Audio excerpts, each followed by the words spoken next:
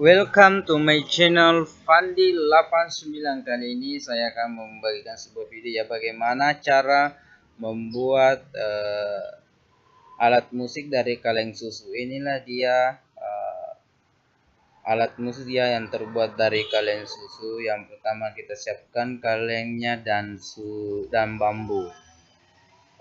Nah, beginilah cara dan proses pembuatan alat musik yang terbuat dari kaleng susu. Sekarang saya bagikan dan proses pembuatannya ya. Satu persatu saya rangkai dalam sebuah movie. Semoga video kali ini yang saya bagikan bagaimana cara membuat alat musik yang terbuat dari kaleng dan bambu.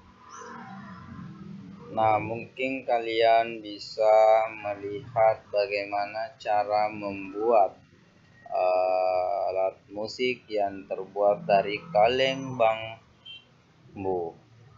Nah, kalian bisa melihat karya saya ya, alat musik yang saya buat dan saya rangkai dalam sebuah movie ini. Mudah-mudahan video kali ini yang saya buat bisa bermanfaat untuk kalian semua ya guys, untuk terutama untuk anak-anak ya, bisa kalian buat karena bahan yang digunakan sangat mudah kita temukan di sekitar rumah kita, karena kita sering menggunakan atau meminum susu. Sebaiknya jangan dibuang kalengnya ya, bikin alat musik seperti ini. Kalian cuma mencari bambu yang berukuran 50 cm, kemudian kalian bisa membuat